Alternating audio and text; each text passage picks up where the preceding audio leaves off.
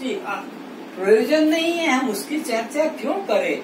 कोई 2 बार पूछे तो 1 बार जरूरी हो तो जवाब दो, कोई 2 बार पूछे तो, और जो कोई पूछे नहीं तो बीच में घुसकर और चर्चा करना, ये अपनी ब्रह्म हत्या, आत्महत्या हो गई, क्योंकि आत्मचिंतन छोड़ दिया और अनात्म चिंतन करने लग गए।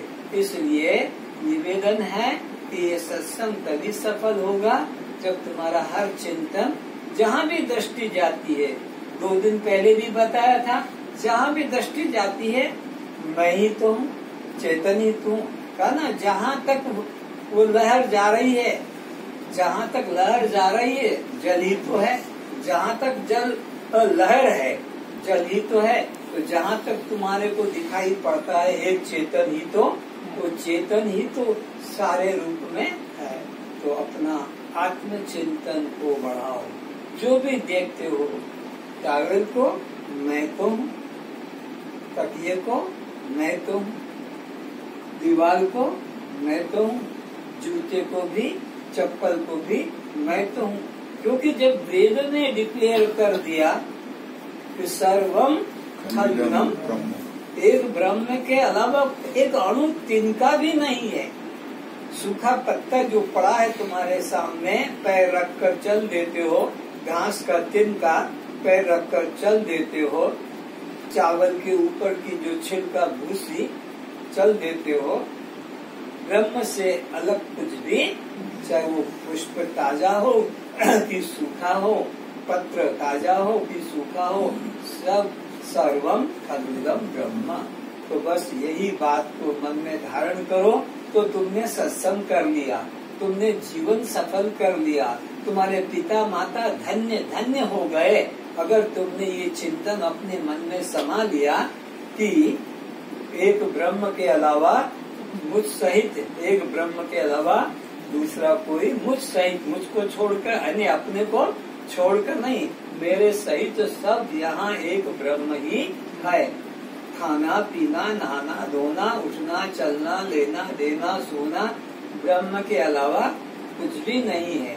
इसीलिए गीता में भगवान सांख्य योगी की महिमा गा रहे हैं कि वह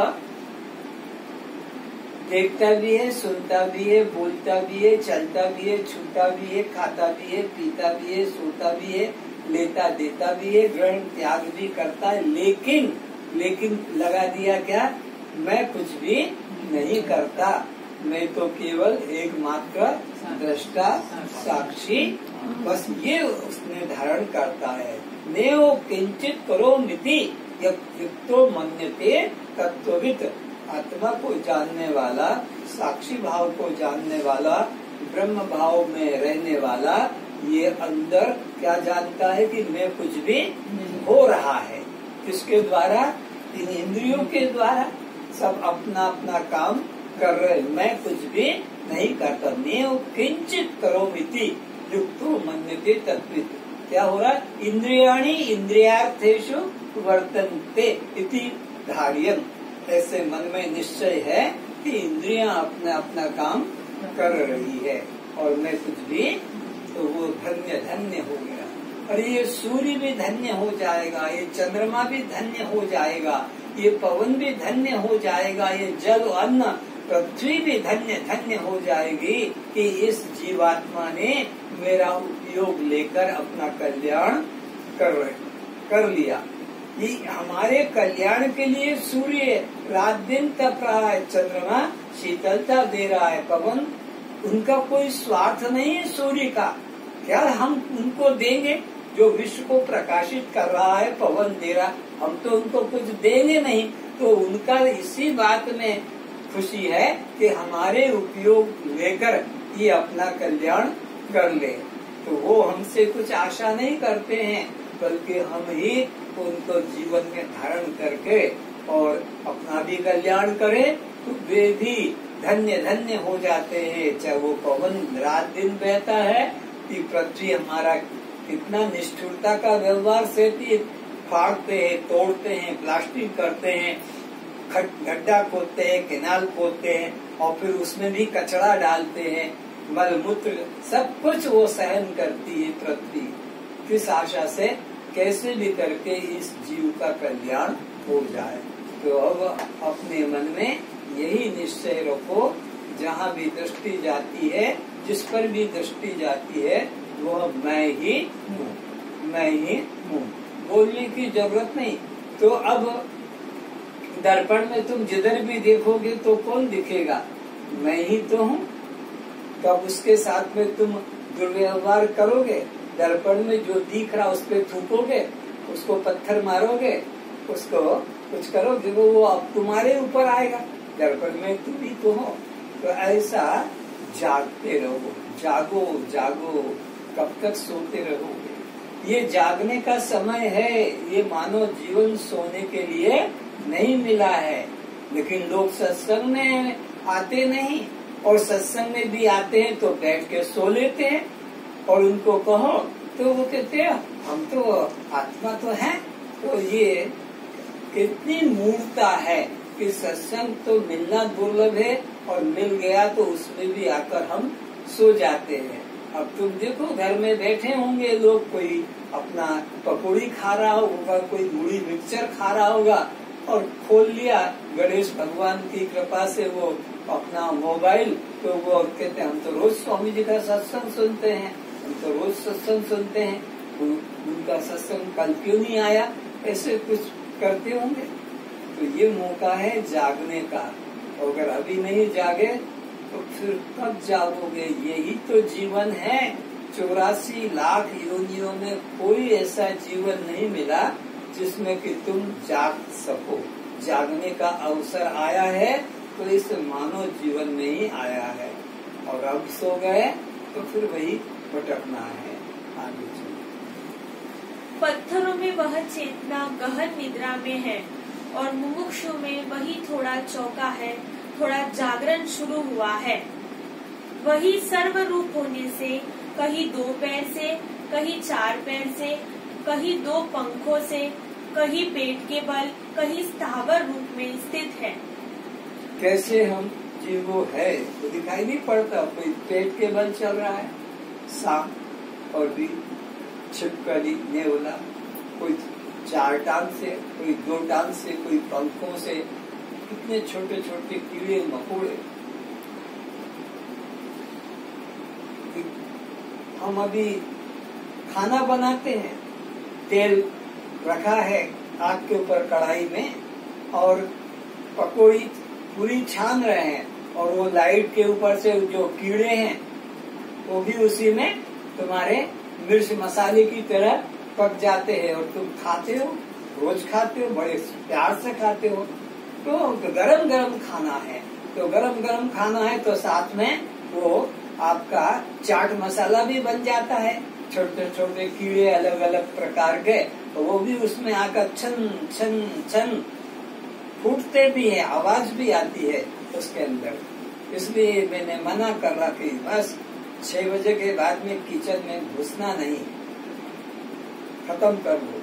नहीं तुम्हारे कारण से, तुम्हारी वासना के कारण से इन प्राणियों की हत्या होती है। सुबह मैंने बताया था, देखो कि देखो तुम जिसको घिस रही हो, छोटे छोटे कीड़े हैं, वो सब मर रहे हैं, तो हम पानी डाल के नाली में बहा देते हैं। तो पानी डाल के नाली में बहा दिया तो उनका तुमने जीवन की रक्षा नहीं की, तो भी मारा है। इसका पिता बरसात के दिनों में छाता लेकर, भयंकर पानी गिर रहा है, छाता लेकर, उनका एक आदत बन गई थी आटे को भूनकर उसमें थोड़ा सा घी डालकर, चीनी डालकर, और जंगलों में कहाँ कहाँ उनके स्थान थे वो जा जाकर वो बरसात के समय तो वो कीड़ियाँ चींटियाँ लाइन की लाइन इंतजार करती थी बरसात के अंदर, पानी के अंदर। तो जिनके मन में दया है वो चींटियों को भी जंगल में जाकर, कहाँ पेड़ के नीचे उनका घर है, कहीं टीला बना रखा है, अभी भी आप देखते होंगे ऐसे लोग हैं। तो इस तरह दया धर्म का मूल है, पाप मूल अभिमान। तुलसी दया न छोड़िए जब लग घट में प्राण। जब तक तुम्हारा प्राण है, तुमको अपने प्राण प्यारे हैं तो दूसरों को भी अपने प्राण प्यारे, पर तुम अपने प्राणों के लिए तो ये स्प्रे कर दो, ये स्प्रे कर दो, ये फिनाइल डाल दो। अपने प्राण इतने प्यारे, और उस फिनाइल के अंदर, उस पाउडर के अंदर उनकी जीवों की कैसी हत्या हो रही है, उस पर विचार नहीं करते कि उनका शरीर छोटा है। अरे तुम्हारा भी शरीर इसी प्रकार का, 84 लाख में तुम्हारा भी तो शरीर ऐसे छोटे छोटे खटमल मच्छर की तरह जीवन बना था। तो इसलिए अपने प्राण जैसे प्यारे हैं, सबके प्राण सबको प्यारे हैं। तो अपने प्राण की रक्षा करो तो दूसरे प्राण की भी हत्या मत करो। नियम करो कि भाई संध्या हो जाए उसके बाद में किचन के अंदर नहीं जाएं। किचन में गए, तुमने लाइट जलाया तो उनका तो स्वभाव है। ये 5 प्राणियों के 5 स्वभाव हैं। क्या क्या है? भंवरे का स्वभाव है कमल के पुष्प पे जाकर बैठ जाना, उसका स्वभाव है। कमल खिलेगा, वो जाकर बैठेगा, सुगंध लेगा। ये पतंगों का स्वभाव है लाइट जलेगा और जाकर धड़ाम धड़ाम अपने को स्वाहा स्वाहा, जैसे हम यज्ञ करते हैं तो स्वाहा स्वाहा, ऐसे वो अपने जीवन को स्वाहा कर देते हैं इस लाइट के ऊपर। ये हैलोजन बल्ब होते हैं, इसमें आग जैसे आवाज भी आती है, धुआं भी निकलता है। तुम देखो जहाँ जहाँ शादी ब्याह पार्टियां होती है, जो बड़ा लाइट लगता है तो इतना ढेर ढेर नीचे टप टप जल जल के उनका धुआं भी निकलता है और नीचे गिरते हैं। स्वभाव है उनका। ऐसे ही हरिण का स्वभाव है संगीत सुनना, प्राण दे देता है उसमें। ऐसे ही मछली का स्वभाव है अपना खाना, हाथी का स्वभाव है सेक्स का।